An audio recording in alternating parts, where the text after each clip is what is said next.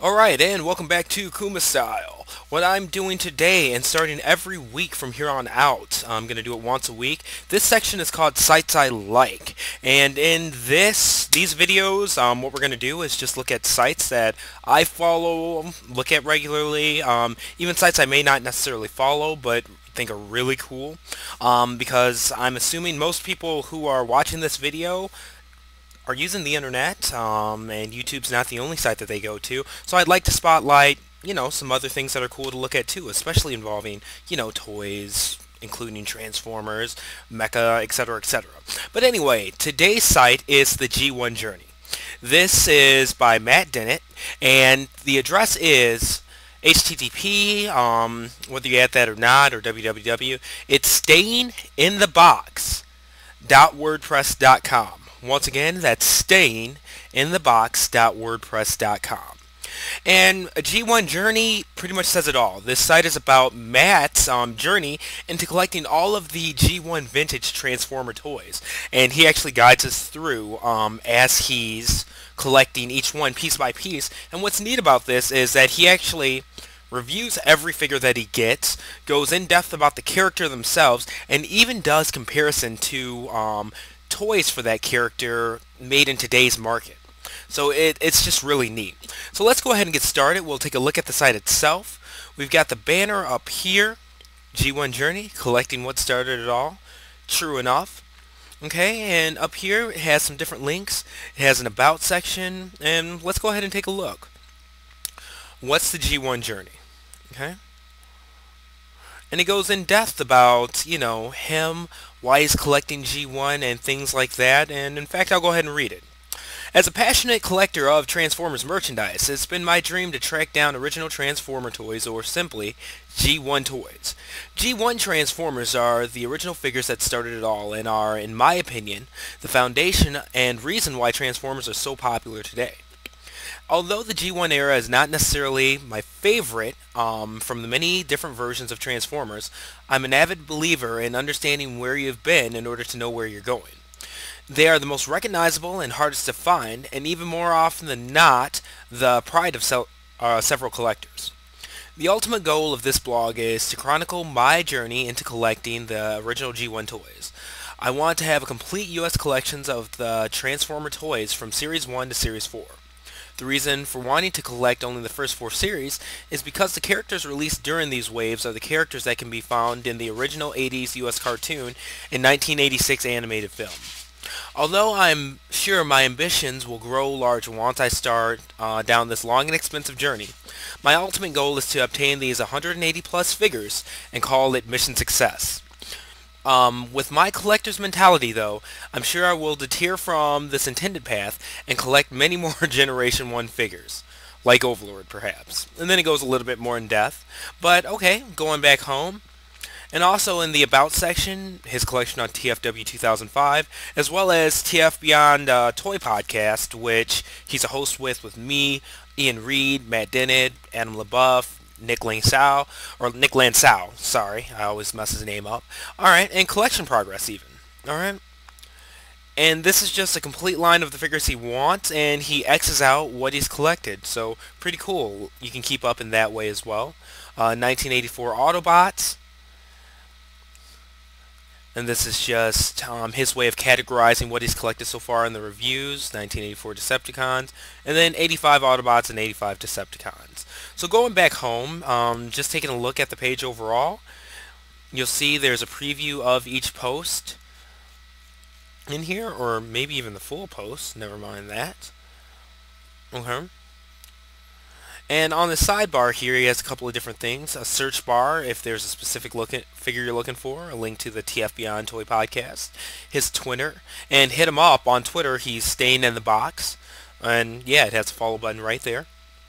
I don't need to click it. Already following him. His Flickr, where you can catch all of his photography and things like that. And he's a really good photographer. And I like what he's photographing too, because his collection is quite a bit different than mine, since I collect more updated figures. That coupled with good photography makes his Flickr something that I definitely follow. So other sites to follow, hey, I know that site, kumastyle.com, and I'm sure as he networks more, he'll be adding more to that section. But recent post, as well as the ability to follow the journey. And if you don't want to necessarily follow through WordPress, he has an RSS feed for his posts and his comments alike. But just so you can get an example of his writing and things like that, let me go ahead and read his latest posts. It's titled Sideswipe, and then one of his sayings, I don't break the rules, I bend them a lot. And that's Sideswipe saying, not Matt's. Alright, so it starts off with a G1 toy picture.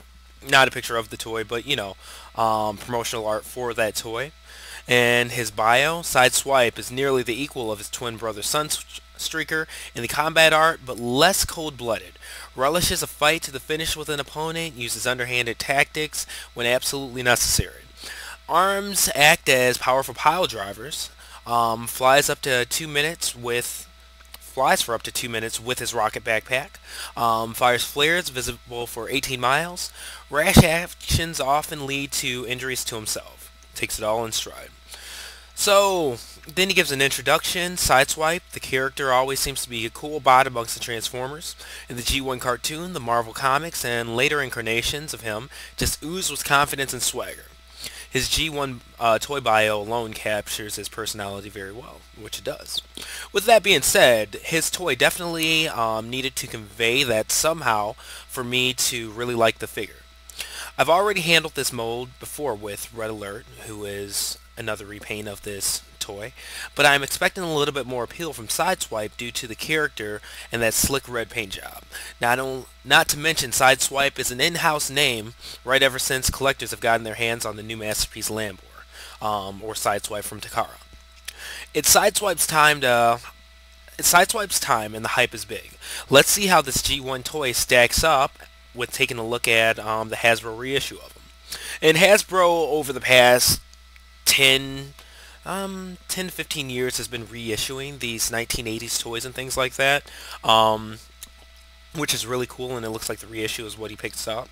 So what we've got here is some pictures and things like that of the toy, the box. Let's take a look at one, opening it up on the other side. If you click any picture, you can just take a look at the bigger image here. Now going back here, he writes about his alt mode. The alt mode's gorgeous. I've already ranted about how awesome it is with Red Alert's review. Bottom line though, love it. Handling Red Alert already, I know what to expect from this figure, but the red deco really takes my liking of this toy up a notch. Like so many G1 toys, the sticker, rubber tires, die-cast, and realistic features of the toy make it something special. The Lamborghini alt mode is complemented well with some racing type stickers and even a knockoff Lambo hood emblem. From the front side, rear end, or angled, there's not a position I dislike when displaying Sideswipe. This alt mode worked very well for Red Alert, but this is Sideswipe's vehicle and he fits it beautifully. And I like that he goes in depth with just the different angles and things like that, because a lot of times you do get a toy, and especially me being a photographer and stuff like that, I hate toys that come with that angle that you just cannot photograph it from. Alright, so he goes in more into the stickers of Sideswipe, really bring out the Lambo. Stickers of Sideswipe really bring out a lot of Lambo personality. Fast, dangerous, and energetic. The knockoff hood emblem is my favorite touch to this G1 beauty. Some more pictures, front, back, and the rear end light stickers are a great touch to a very well detailed alt mode. They'll be prone to rubbing off though, as they do not sit on a flat surface. From there he goes into detail with the robot mode, including the transformation and things like that. I'm not going to read this whole thing, give you guys something to check out while you're there. With different angles and pictures and things like that. And I love this section though. This is what I was talking about earlier. Evolution. And he says, I'll get this out of the way now. There's a definitive end-all be-all Sideswipe toy out there, and it's a landslide victory. Masterpiece Lambor it is. So then he talks about the Masterpiece version of the toy too. And even goes as far as to put the G1 toy next to like the Classics version, the Masterpiece version, things like that. Let's go ahead and take a look at some of the pictures here.